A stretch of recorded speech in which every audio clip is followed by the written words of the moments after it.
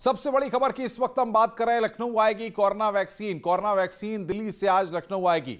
DG परिवार कल्याण doctor Rakesh Dubey ने इसकी पुष्टि की है।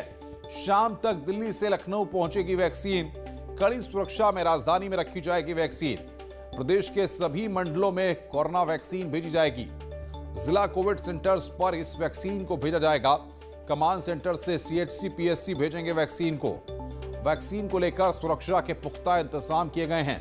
जिन सेंटर्स पर वैक्सीन लगनी है वहां उसी दिन वैक्सीन पहुंचाई जाएगी। तो बड़ी खबर इस वक्त की, आज सुबह ही पुणे से वैक्सीन के ट्रक्स निकले, एयरपोर्ट पहुंचे और उसके बाद अब वो वैक्सीन दिल्ली लाई जा रही है। ये तस्वीरें इस वक्त हम आपकी स्क्रीन पर आपको दिखा रहे हैं। अब लखनऊ आएगी corona vaccine. Corona vaccine Delhi से आज ही लखनऊ आएगी। देश की राजधानी दिल्ली में कोरोना वैक्सीन की पहली खेप पहुंच गई है।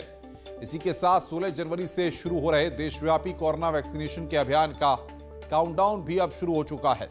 पुणे स्थित सीरम इंस्टीट्यूट ऑफ इंडिया से मंगलवार को ही देश के अलग अलग हिस्सों में वैक्सीन सप्लाई का सिलसिला शुरू हुआ है। मंगलवार तड़के ही स्पेशल फ्लाइट से पुणे से वैक्सीन की सप्लाई शुरू हुई, जो करीब 10 बजे दिल्ली के एयरपोर्ट पर पहुंची है।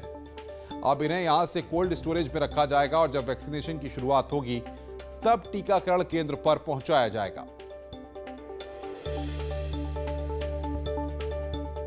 और बातचीत करने के लिए शबाब हमारे संवाददाता हमारे साथ सीधे जुड़ रहे हैं। शबाब, दिल्ली खेप पहुंच चुकी है और आज शाम तक लखनऊ भी वैक्सीनेशन के लिए वैक्सीन पहुंच जाएगी। तैयारियां कैसी हैं?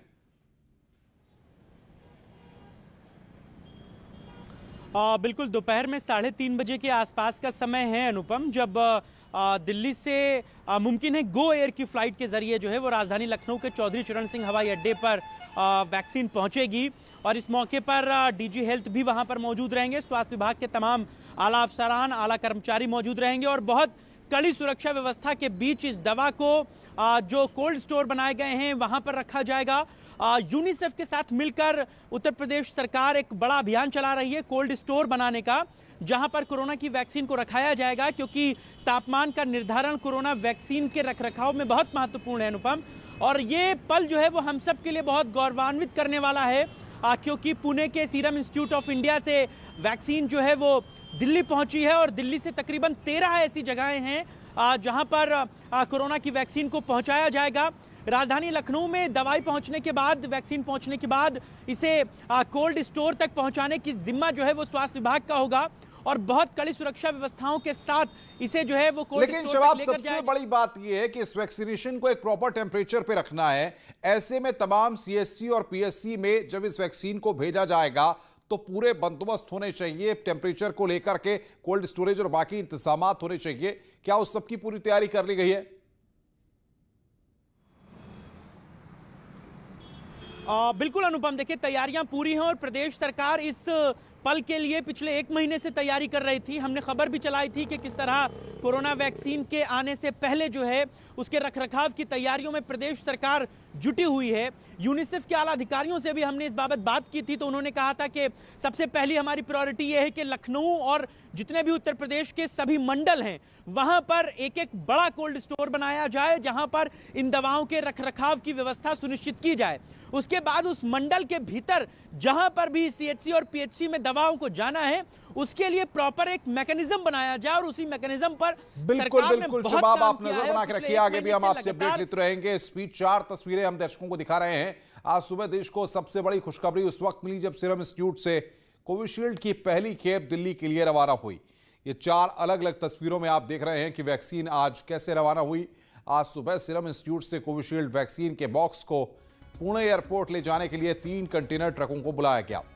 इन ट्रकों में वैक्सीन को 3 डिग्री तापमान में रखकर पुणे एयरपोर्ट पहुंचाया गया, जहां से कुल 8 उड़ानें कोविशील्ड वैक्सीन को 13 विभिन्न स्थानों पर ले जाएंगी। पहली फ्लाइट दिल्ली एयरपोर्ट के लिए रवाना हुई, जो दिल्ली पहुंच भी गई है। दिल्ली से वैक्सीन को अब देश के अलग अलग हिस्सों में भेजा जाएगा। कोरोना महामारी के बीच देश में 16 जनवरी से कोविड-19 टीकाकरण अभियान भी शुरू हो रहा है। इसके मद्देनजर सीरम इंस्टीट्यूट ऑफ इंडिया के पुणे स्थित संस्थान से कोविशील्ड वैक्सीन को विभिन्न स्थानों पर भेजने का काम 12 जनवरी से शुरू हो गया है। और इस बीच एक बड़ी खबर आ रही है। यूपी सरकार ने बड़ा फैसला लिया है। बर्ड फ्लू के संक्रमण को देखते हुए यह फैसला लिया गया है। दूसरे राज्यों से पक्षी लाने पर बैन लगा दिया गया है।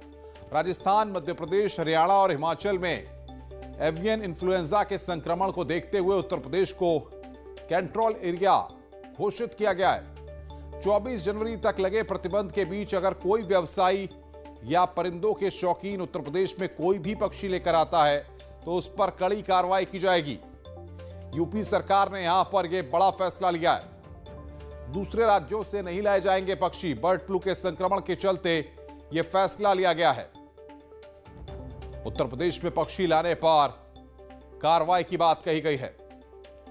बातचीत करने के लिए अनामिका सिंह हमारी संवाददाता हमारे साथ सीधे जुड़ रही हैं। अनामिका, जिस तरीके से बर्ड फ्लू फैल रहा है और मामले सामने आ रहे हैं, उत्तर प्रदेश सरकार ने यह सख्त फैसला लिया है। और देखिए अनुपम, आपने भी ये देखा होगा कि जो बाकी राज्य है, चाहे हम हिमाचल की बात करें, केरला की बात करें, मध्य प्रदेश की बात करें, राजस्थान की बात करें, पहले वहां पर इसकी पुष्टि हुई, बाद में यूपी के कुछ जिलों में पंछियों के मरने की खबरें ऐसी आई। तो अब उत्तर प्रदेश सरकार ने कल एक बड़ा फैसला किया। कल देर शाम चीफ सेक्रेटरी की बैठक भी थी। उस बैठक में जो बहुत सारी बातें सामने आई, उसमें ये बात भी सामने आई कि यूपी के वो जिले जो बगल के राज्यों से सटे हुए हैं, वहां से ज्यादा खतरा है कि ये जो संक्रमण का खतरा है बाकी जिलों में भी फैले। इसको देखते हुए 24 जनवरी तक ये फैसला किया गया है कि बाकी राज्यों से जो लोग शौकीन है, जो लोग बाकी राज्यों से लेकर के आते हैं, इसके अलावा जो मुर्गी पालन का व्यवसाय करते हैं, वो भी अलग अलग राज्यों से मुर्गियों को लेके आते हैं, तो उन पर रोक लगाई गई है। ये माना जा रहा है कि संक्रमण का खतरा और बढ़ सकता है। लिहाजा 24 जनवरी तक फिलहाल कोई भी पक्षी, मुर्गी, बत्तख, तोता, कोई भी पक्षी जो होगा वो यूपी नहीं लाया जाएगा। इस बीच अगर कोई लेके आता है गैर कानूनी तरीके से तो उस पर कड़ी कार्रवाई की जाएगी। इस बीच ये भी कहा गया है कि 24 जनवरी अनामिका, आप नजर बना के रखिए, आगे भी हम आपसे अपडेट लेते रहेंगे। अनामिका हमारी संवाददाता अपडेट दे रही थी। इधर बीच कोरोना के बर्ड फ्लू की दहशत लगातार बढ़ती जा रही है। अब तक 9 राज्यों में बर्ड फ्लू की पुष्टि हो चुकी है। इसी बीच प्रधानमंत्री मोदी ने सभी राज्यों को बर्ड फ्लू को लेकर अलर्ट रहने के निर्देश दिए हैं। बढ़ती जा रही है बर्ड फ्लू की दहशत। कई राज्यों में शिकंजा कसता जा रहा है बर्ड फ्लू। परिंदे बीमार, राज्यों में हाहाकार।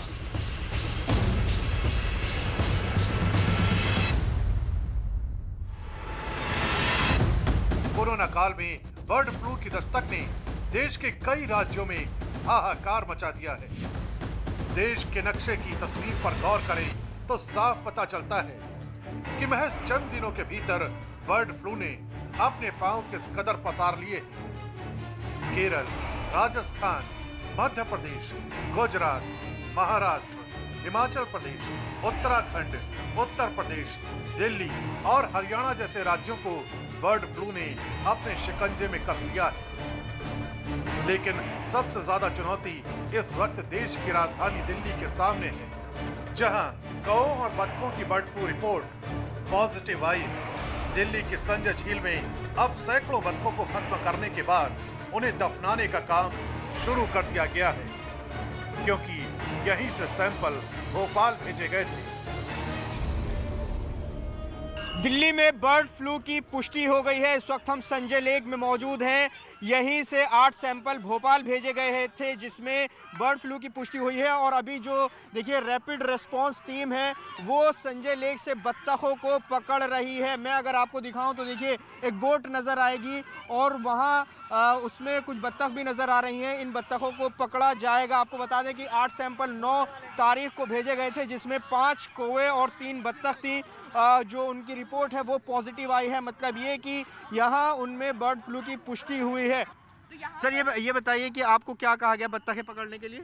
हमें सर ये कहा गया है आप बत्तख पकड़ के लाओ। अच्छा। फिर हम इनका ट्रीटमेंट करेंगे। अच्छा। अब भगवान जाने वो क्या कर रहे हैं, बत्तखों को मार रहे हैं। यही काम कर रहे हैं? हाँ जी, यही काम करते हैं। हाँ जी। देखिए ये पार्क में काम करने वाली टीम है और देखिए यहाँ पर जो बत्तख मौजूद हैं उनको लगातार पकड़ा जा रहा है। देखिए ये टीम इनको बत्तखों को पकड़ रही है। बर्ड फ्लू दूसरे परिंदों में न फैले, इसलिए पूरी एहतियात के साथ इन्हें दफनाने की प्रक्रिया शुरू कर दी गई है। पीपीई किट पहनकर रैपिड रिस्पांस टीम के लोग बर्ड फ्लू के खिलाफ इस मिशन को अंजाम देने में जुटे हुए हैं। बत्तखों में बर्ड फ्लू की पुष्टि हुई है। उसके बाद यहाँ पर देखिए ड्राइव चलाई जा रही है बत्तखों को खत्म करने की। यहाँ हम दूर से तस्वीरें दिखा रहे हैं खतरे को देखते हुए। मैं आपको दिखाऊं, देखिए जो रैपिड रिस्पांस टीम है, अगर हम कैमरा जूम करके दिखाएं आपको तो वहाँ पर बड़ा गड्ढा खोदा गया है, वहीं पर जो बत्तख हैं उनको दफनाया जाएगा। तस्वीरों में हम आपको दिखाएं, देखिए टीम वहाँ पर नज़र आ रही है, क्रेन वहाँ पर नज़र आ रही है आपको, तो यहीं पर ही गड्ढा बनाया गया है। राजधानी दिल्ली की ही तरह महाराष्ट्र के परभणी से भी डराने वाली खबर आई है। यहाँ 3 दिन पहले 800 मुर्गियों की मौत के बाद जांच के लिए भेजे गए सैंपल भी पॉजिटिव आए हैं।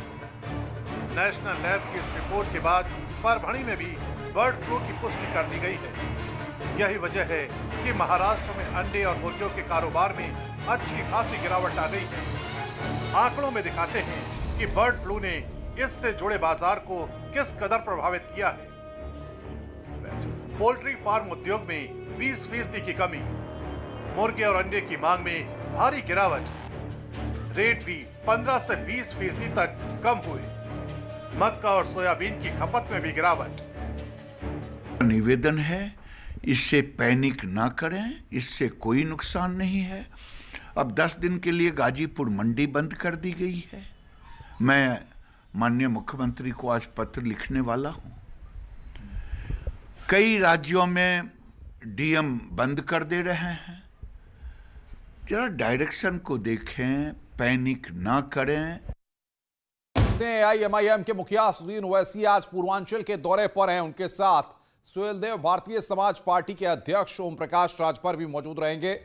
ओवैसी के साथ राजभर वाराणसी के बाबतपुर एयरपोर्ट पहुंचे हैं।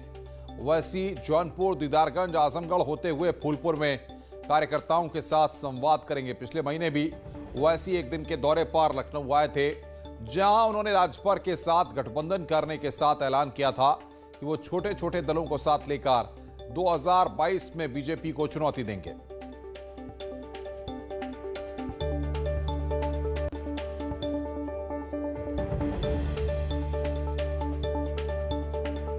राजभर साहब के साथ हम काम करेंगे, आगे बढ़ेंगे। चुनाव की तैयारी है, आना जरूरी है। तो वाराणसी के बाबतपुर एयरपोर्ट पहुंचे हैं असदुद्दीन ओवैसी और ओम प्रकाश राजभर के साथ जौनपुर, दीदारगंज, आजमगढ़ जाएंगे ओवैसी। फूलपुर में कार्यकर्ताओं के साथ संवाद का भी उनका कार्यक्रम है।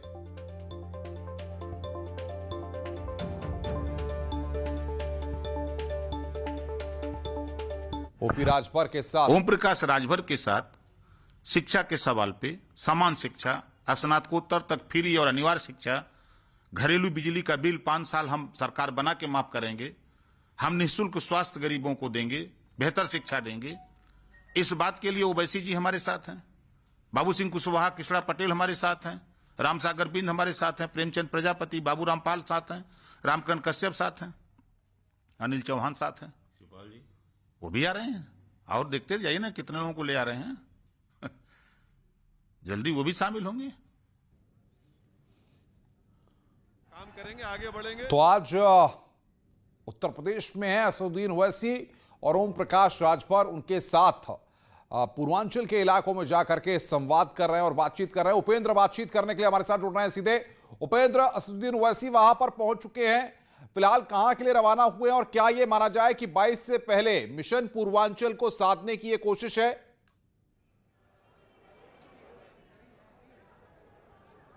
बिल्कुल, देखिए 2022 के रण से पहले मिशन पूर्वांचल को ये धार देने की कवायद है, जिसमें साथी हाथ बढ़ाना की तर्ज पर गठबंधन हो रहा है। और खुद असदुद्दीन ओवैसी जब यहाँ पहुँचे तो उन्होंने कहा कि वो दोस्ती है उनकी राजभर से और वो दोस्ती निभाने आए, और यहाँ से उन्होंने चुनाव का शंखनाद भी कर दिया।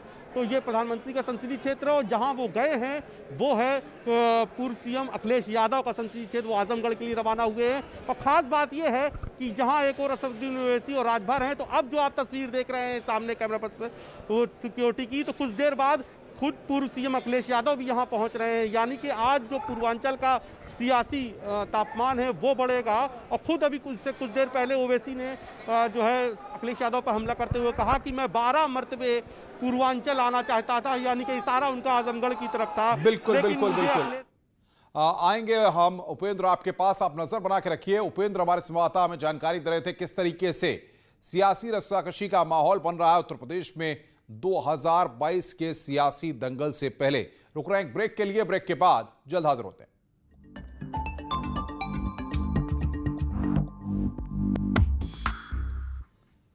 राष्ट्रीय युवा महोत्सव में प्रधानमंत्री नरेंद्र मोदी बोल रहे हैं, सीधे आपको ले चलते हैं।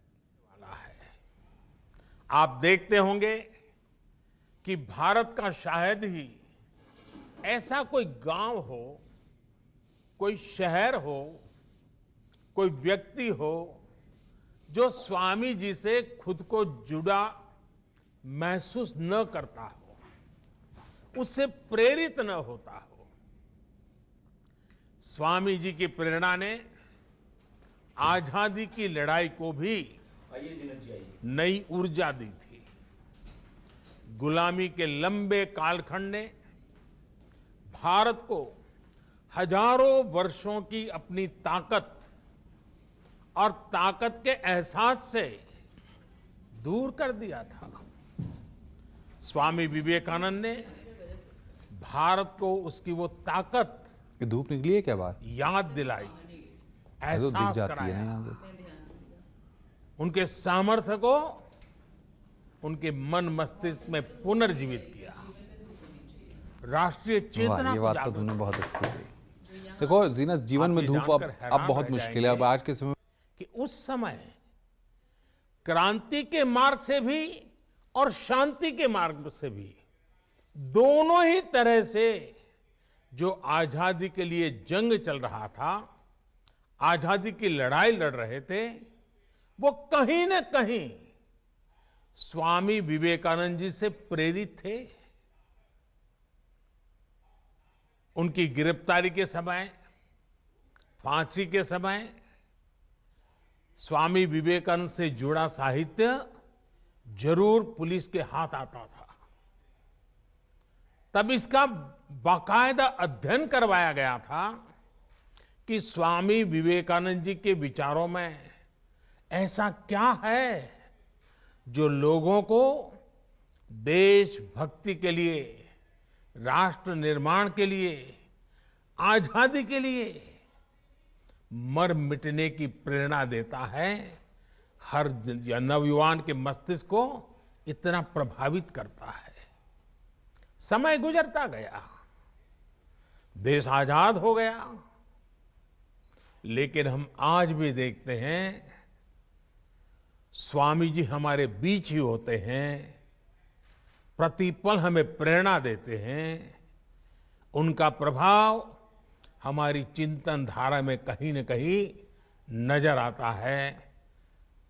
आध्यात्म को लेकर उन्होंने जो कहा, राष्ट्रवाद, राष्ट्र निर्माण, राष्ट्रभक्ति को लेकर उन्होंने जो कहा, जन सेवा से जग सेवा को लेकर उनके विचार आज हमारे मन मंदिर में उतनी ही तीव्रता से प्रभावित होते हैं। मुझे विश्वास है आप युवा साथी भी इस बात को जरूर महसूस करते होंगे। कहीं पर भी विवेकानंद जी की तस्वीर देखते होंगे, कल्पना तक आपको नहीं होगी, मनोमन आपके मन में एक श्रद्धा का भाव जग, सर आपको उनको नमन करता होगा।